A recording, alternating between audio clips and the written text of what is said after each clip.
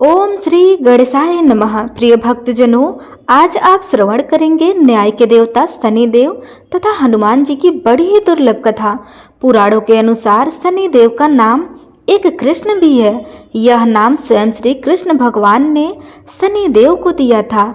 आज के दिन जो भी मनुष्य इस व्रत को करता है या कथा का श्रवण करता है तो उन भक्तों पर शनिदेव के साथ साथ हनुमान जी की कृपा बनी रहती है, क्योंकि शनि दोष से परेशान मनुष्य इस दिन हनुमान जी की कथा को सुनने तथा भजन कीर्तन करने से उनके सभी प्रकार के ग्रह और साढ़े साती ढैया समाप्त हो जाती है और साथ ही शनिदेव की कृपा से भक्तों को रोग और मुक्ति मिलती है।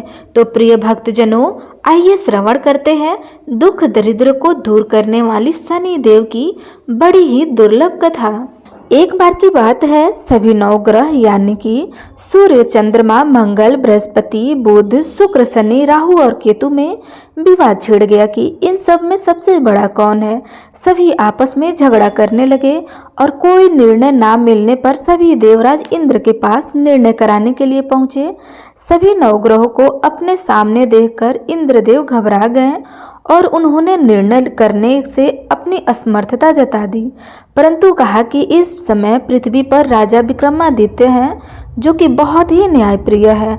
वे ही आपके विवाद का निर्णय कर सकेंगे। तब सभी ग्रह एक साथ राजा विक्रमादित्य के पास पहुंचे और अपने विवाद के बारे में राजा को बताया, साथ ही उनसे निर्णय करने के लिए कहा। राजा विक्रमादित्य ने इस विवाद को बहुत ध्यानपूर्वक सुना। अब राजा इस समस्या से परेशान हो गए, क्योंकि वे जानते थे जिस किसी ग्रह को वो छोटा बताएंगे वही क्रोध हो जाएगा। तब राजा विक्रमादित्य को एक उपाय सूझा। उन्होंने स्वर्ण, रजत, कांस्य, पीतल, सीसा, रांगा, जस्ता, अभ्रक और लोहे इनसे 9 सिंहासन बनवाए और उन्हें इसी क्रम में रख दिया। फिर उन सबसे आग्रह किया कि आप सभी कृपया करके अपने अपने सिंहासन पर विराजमान हो जाइए। जो भी अंतिम सिंहासन पर बैठेगा वही सबसे छोटा होगा।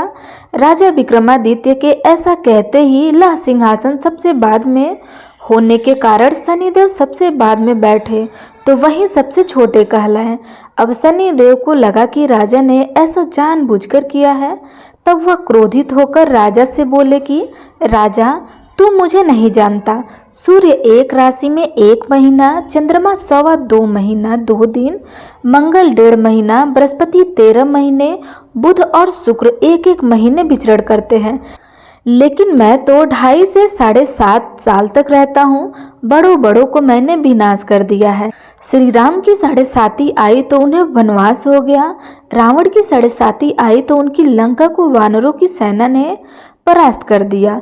अब तुम सावधान होकर रहना। ऐसा कह करके क्रोधित होकर शनिदेव वहां से चल गए। अन्य सभी ग्रह खुशी खुशी वहां से चले गए। कुछ समय बाद राजा विक्रमादित्य की 7.5 समय आ गया। तब शनिदेव घोड़े के सौदागर बनकर वहां पहुंच गए। उनके पास बहुत अच्छे अच्छे घोड़े थे। राजा ने जब यह समाचार सुना तो उसने अपने अश्वपाल को बहुत अच्छे घोड़े खरीदने की आज्ञा दे दी। उसने कई अच्छे घोड़े खरीदे और एक सबसे उत्तम घोड़े को राजा को सवारी करने के लिए दे दिया। राजा जैसे ही उस घोड़े पर बैठा, वह घोड़ा सरपट वन की ओर भागने लगा और भयानक वन में पहुंचकर वह घोड़ा अंतर्ध्यान हो गया। अब राजा विक्रमादित्य भूख प्यास से भटकते रहे।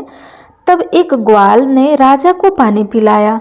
राजा ने प्रसन्न होकर अपनी अंगूठी दे दी। वह अंगूठी देकर अब राजा अपने नगर को चल दिए और वहां उन्होंने अपना परिचय उज्जैन निवासी बताया। वह एक सेठ की दुकान में उन्होंने जल इत्यादि पिया, कुछ देर आराम किया। भाग्यवश उस दिन सेठ की खूब बिक्री हो गई।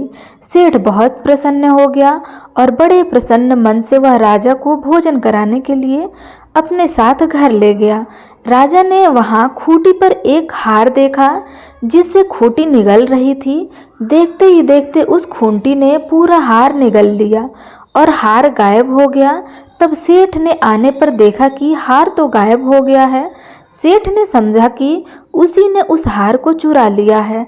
जब उसने बीका को कोतवाल के पास पहुंचा दिया, अब उस नगर के राजा ने भी बीका को चोर समझकर उसके हाथ पैर कटवा दिए और नगर के बाहर फेंकवा दिया। वहां से एक तेली निकल रहा था, जिससे बीका पर दया आ गई और उसने बीका को अपनी गाड़ी में बिठा लिया। वह अपनी जीभ से बैलों को हाँकने लगा। उस समय राजा की सन्नी दशा समाप्त हो गई। वर्षा ऋतु आने पर राजा मल्हार गाने लगा। राजा जिस नगर में थे वहाँ की राजकुमारी मनभावनी को उनका गाना इतना पसंद आया कि उसने मन ही मन प्रण लिया कि वह उस राग गाने वाले से ही विवाह करेंगी। राजकुमारी ने दासी को राग गाने वाले को ढूंढने के लिए भेजा। दासी ने बताया कि वह तो एक अपाहिज है, परंतु राजकुमारी नहीं मानी। अगले ही दिन से वह भूख प्यास त्याग कर बैठ गई। विवाह करेंगी तो उसी अपाहिज व्यक्ति से करेंगी। बहुत समझाने पर भी जब राजकुमारी नहीं मानी तो राजा ने उस तेली को बुलाने के लिए भेजा और विवाह की तैयारी करने को कहा। इस प्रकार उस राजा का विवाह राजकुमारी से हो गया। तब एक दिन सोते हुए स्वप्न में शनिदेव राजा के दर्शन देकर कहा कि राजन, देख, तुमने मुझे छोटा बताकर तुमने कितना दुख झेला है।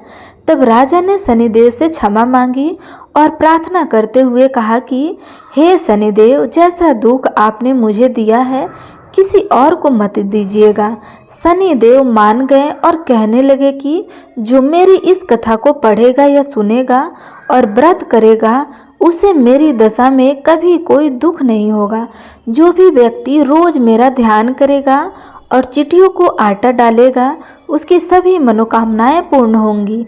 तब शनिदेव ने प्रसन्न होकर राजा के हाथ पैर को वापस ठीक कर दिया।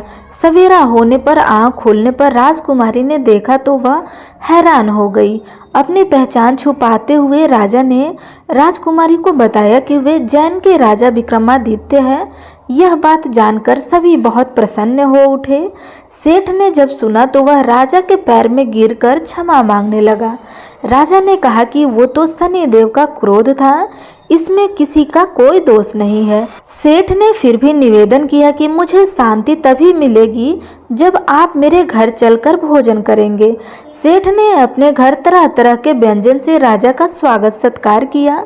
साथ ही सबने देखा कि जो खोटी हार निकल रही थी वही उसे उगल भी दी।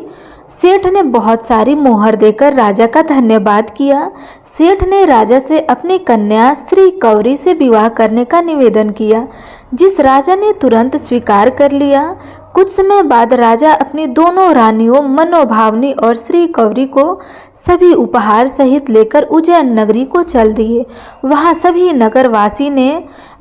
वहाँ के सभी नगरवासियों ने नगर के बाहर आकर राजा और अपनी रानियों का खूब आदर सत्कार किया। सारे नगर में दीप जलाए गए, सभी द्वारों को खूब सजाया गया और सारा नगर जगमगाने करने लगा। तब राजा ने घोषणा की कि मैंने शनिदेव को सबसे छोटा बताया था, जबकि असल में तो शनिदेव ही सर्वोपरि हैं। तब से सारे राज्य में शनिदेव की पूजा और कथा नियमित रूप से होने लगी।